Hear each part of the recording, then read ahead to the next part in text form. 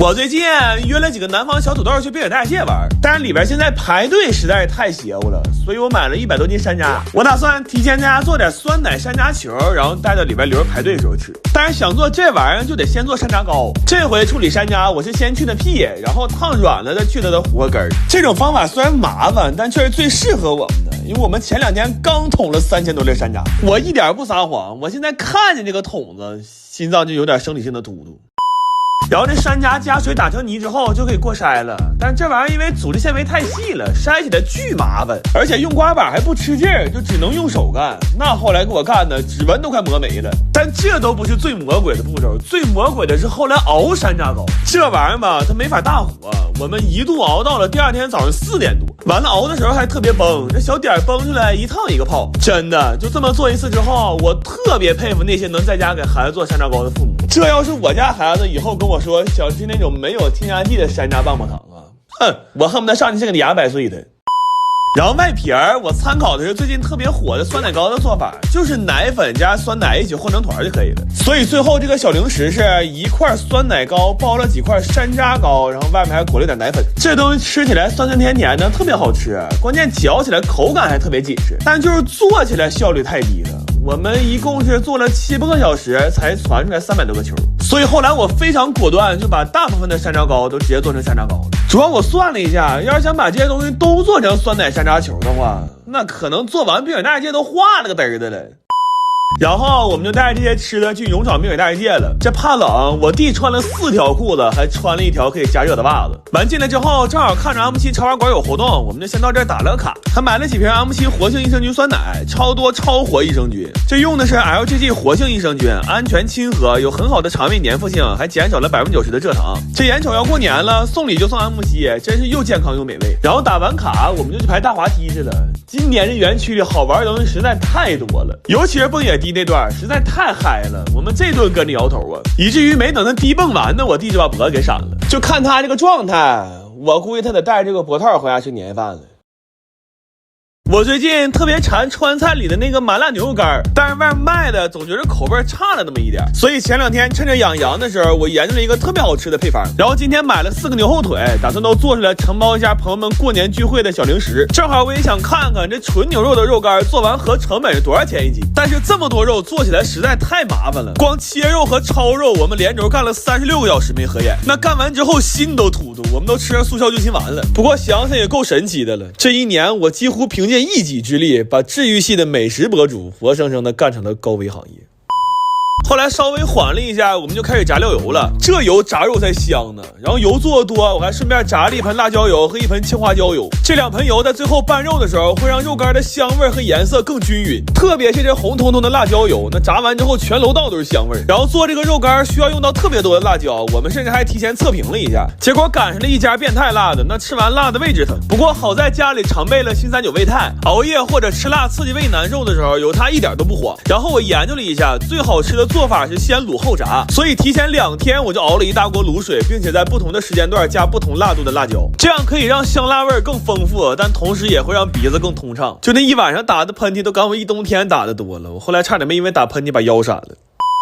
这些肉在卤完之后就已经非常好吃了，但是为了让它更入味，就用泡了1宿。等泡完了还需要再炸，炸完了还需要再调味。就这东西好吃是好吃，但做起来真的很麻烦。而且我之前试了一下，最后炒的时候要用猛火爆炒才能让这个香味最极致。但是这么炒家里的火根本不够硬，就临时又搭了一个饭店用的那种灶台。这灶一使上，那烟火气一下就上来了，但是下一秒屋里就瓦蓝了，门窗全开着都没有用。就后来我上个厕所，我发现那都有股油烟味，我真是服了我。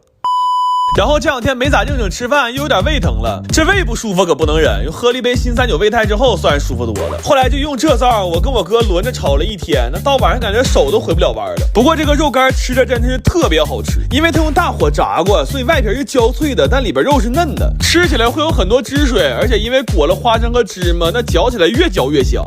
这回我一共做了2个味的，麻辣的是香辣咸，藤椒的是麻辣甜，都特别好吃。然后我算了一下，这玩意成本大概是70块钱1斤。后来我们把这些肉都分了，就这一桌子肉别看多，我敢保证出不了正月就得没。这晚上饿了开一袋，再配上一杯冰可，然后吃完了之后再嗦了嗦手指头，你说那谁能忍住不去开第2袋啊？哎呦我，这回小龙虾可吃过瘾了。昨天就馋小龙虾了，今天睁眼睛就去买了。哎，就有这劲头，就想吃的第二天吃不着，那真是浑身难受啊！这一澡盆30斤，今天直接吃扣听它。你看这蒜扒了多少呢？我掂量了一下，我一个手根本就抬不起来。别问啊，问这是东北没有小份菜。我头2天烧坏一条裤子，刚买条新的，今天刷下去给我夹口子，我太难受了我。但我可以不穿裤子，东北不能没有鸡爪子。这鸡爪子先炸完再卤的，老劲滋味了。那龙虾捞出来剩点汤，那个千万别倒啊！你像我似的下点肥肠、鸭舌、鸭肠，你就直倒直炒，谁扒拉你你也别勒他。这玩意儿除了不好吃，我让我弟跟你姓。我弟说跟谁姓都行，咱进屋吃吧。我冻得后槽牙有点嘚瑟。来吧，吃香香了，东北家庭的干虾日。哎呀妈呀，这点虾都不一定能不能够吃呢。我弟说有点冻饿了，先泡了一碗十足人的酸辣粉。这个粉是非油炸的纯红薯粉，这一桶6包料呢，花生豆皮啥的都给你配好了。我寻思吧，就差喂我了吗？这不纯懒人必备呀。我弟吐了这2口，给我们都吐了饿了。我说行了，我煮面条去吧。来了个茄子卤，又来个鸡蛋柿子卤。我寻思既然都吃上面条了，我把我藏的这碗炒的蒜蓉酱也拿出来吧。我弟是真能炫呢，又秃了一大盘茄子卤。我发现他好像有点强迫症，你看他扒这个虾头，而且他这人吧，愿意扒虾，不愿意吃虾。这一大盘呢，直接让我来了一碗龙虾蒜蓉拌面。我说姑啊，你才50多，这样儿子能不能再生一打？我姑勒都没勒，我连虾都没吃，就在那吃面条啊。我姑父跟他娘俩在一起可真有福啊，到最后就我们娘仨是持续战斗状态呀。我一站起来，发现我炸虾的时候裤子里就这么多油。哎呀，我这人可能命里就没有裤子。大家好，我是晴天。今天这顿饭呢，我想过会触动到我，但是没想过会触动我这么深。今天呢，我们全家一起跨越近千里，为一群银发朋友们做顿特别的饭。由于老妈身体的原因呢，提前给包好了饺子，还为她未曾谋面的朋友们炖了滋养品。我们呢，也带着各种新鲜的食材，有鱼、有虾、有菜。也有肉，还有老妈特意嘱咐的米面油也要多带一些，留着日后用。就这样，我们带着老妈的期许出发了。谁在最快乐的时候愿意和？其实啊，这是一群乡村的困境老人，有一些呀身体行动不便，但更多的是孤独的空巢老人。很多呀因为儿女外出工作的原因，没办法一直陪在身边。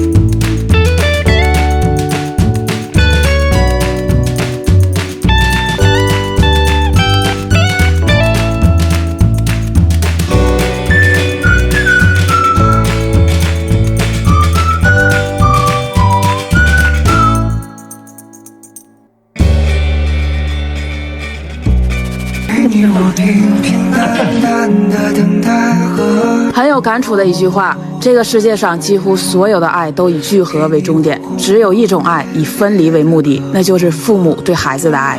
你身体健健康康，身体健康。最后祝全天下的爸爸妈妈们身体健康，多福多寿。